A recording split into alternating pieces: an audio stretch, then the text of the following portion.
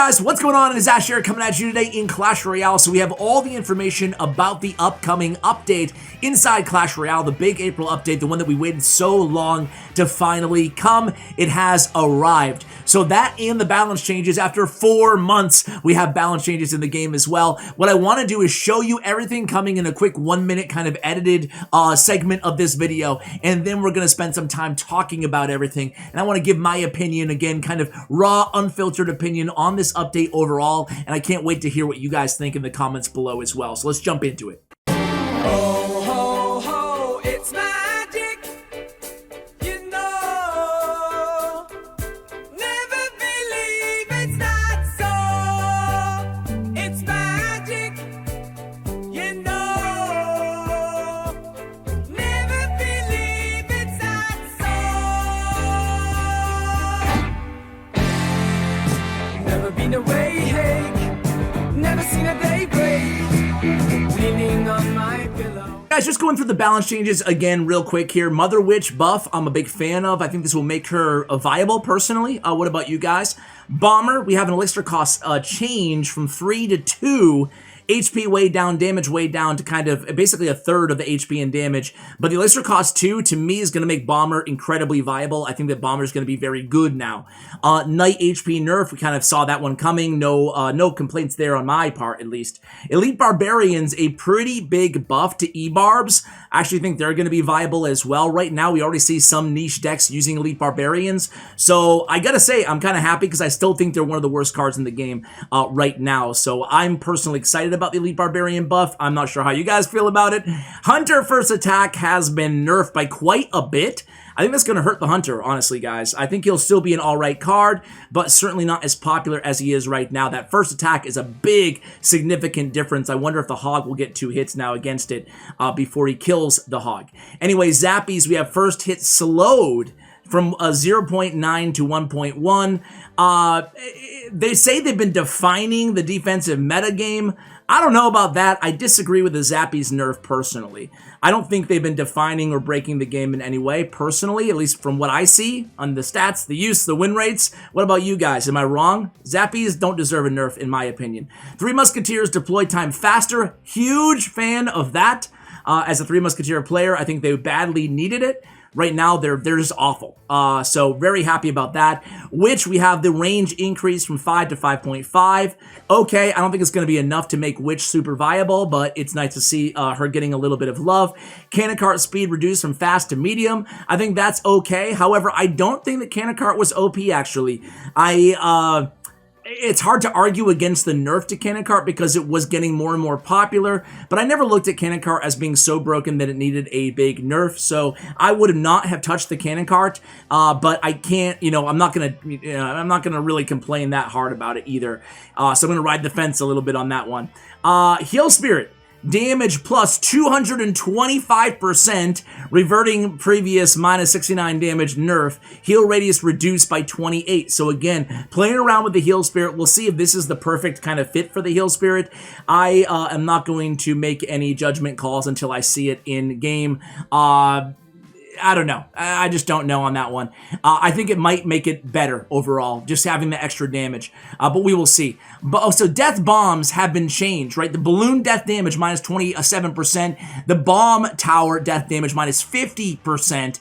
And giant skeleton damage that the big giant skeleton does himself plus 28. Death damage minus 54%. So death bombs have been a fixture in Clash Royale for a long time. They feel like they're reducing the skill cap of competitive play. They go on to say that Giant Skeleton, being one of the most iconic death bomb characters in the game, gets a damage buff to kind of compensate for the death bomb. Me personally, I'm seeing a lot of people thinking that this is going to be a buff overall for the Giant Skeleton. He can now one-shot the Princess and the Dark Goblin, make him less likely to be distracted. For me, I don't think that that damage, is going to be enough. I personally see this as a very small nerf to the Giant Skeleton because that bomb was just so good. And as it stands anyway, Giant Skeleton to me wasn't really a problem. And it's not like every time you saw a Giant Skeleton, you were just like, noob, low skill, trash card. It didn't really elicit those I don't know, those frustration emotions that some other cards elicited, at least for me personally. So I don't think it was justified for Giant Skeleton. However, I do think that Bomb Tower and Balloon were both getting on the verge of out of control in terms of being very, very good inside the game. So that's what we have for balance changes. Overall, I'm going to give it, you know, 1 thumb up, I guess, on the old Siskel and Ebert meter. Did that just date myself totally to you guys? Do you have any clue what I'm talking about? I'm going to give it a B- overall. I think they were solid changes. I really miss monthly changes. I don't know. I know some of you guys, I guess based on the comments of previous videos, the majority of you guys seem to agree with me. However, there are some people who make a pretty compelling argument that they should only have them once per quarter. So I respect your opinion. My opinion is it makes the game feel less fresh when they don't give us balance changes every month. That is, of course, a little bit biased because I'm coming at it from a content creator who likes to make content around balance changes anyway, so I definitely admit to that. All right, let's talk about the update in general, guys. So look no further than my Twitter at CWA if you guys want to give me a follow on Twitter. That is me. I tweet about the game occasionally as well as other things going on inside the, I guess mobile gaming in general. And, sometimes a little bit of cryptocurrency, sometimes a little bit of just content creator tips and stuff like that. Anyway, quick thoughts on CR Update. Basically, this says everything I need to say about the update, guys. I love the magic items, a necessary update that will in many ways fix a flawed progression system. I think they frankly, I don't want to come across as a whiny brat here, but this is something I would have loved they introduced to the game years ago. I think but better late than never too, right? At the same time, they did have a Clash of Clans team lead filling in, I believe, as team lead on the Clash Royale team, and that happened around 6 months ago, so who knows? Maybe he was just like, hey guys, magic items do the trick for progression in Clash of Clans. It was a very well-received update. Let's go ahead and try that in Clash Royale. I'm glad they did. It makes it much easier for new players to, to actually contend and who are downloading the game today, and people who just don't spend money on the game, free-to-play players, or people who want to max out other cards. It's great for progression. At the same time, and this is not something that is very popular to say, because there's so many people who don't have max decks, and I want to acknowledge that, as almost a rebuttal to myself, to just put that out there. I realize that not everybody in this game is maxed. Totally get that. That's why overall I'm a fan of the magic items. I'm a fan of this update. It's all good stuff. Everything there is great, no complaints. However, for longtime players and max players, this marks another update with no new content, and it's been 5 years and nothing has ever been added to the end game in Clash Royale. And I guess that's my feelings, guys, honestly, nothing has been added to the game. There's been, and I think that Boss asked me somewhere here, let's see if I can find it. He basically said, do you think that the solution here is adding level 14 towers? And I guess my answer to that is, and actually you can see it right here, I think it would be better to add level 14 King Tower that activated a special tower ability, maybe even unlock some special card abilities or something. I'm not sure that simply adding a level would be as compelling as unlocking a new dynamic to the game. And that's my feelings about, I don't think we just need level 14, level 15 cards. I don't necessarily think that's the answer in terms of end game content when I mention that. However, I believe that there's so many interesting ideas, whether it be like gadgets in Brawl Stars. Anybody with King Tower, 12 and beyond has access to gadgets. And then if you go King Tower 13 or 14 or 15, you get maybe an extra gadget or an extra ability per card. I know I'm going kind of in the weeds here, but this is just a little idea, and it doesn't have to be gadgets or special abilities on cards. It can be special abilities on your King Tower. But let's add not just new levels and new content to the end game, but let's add some extra kind of things that would be dynamic in terms of changing the way that we play and interact with the game, because it's been 5 years.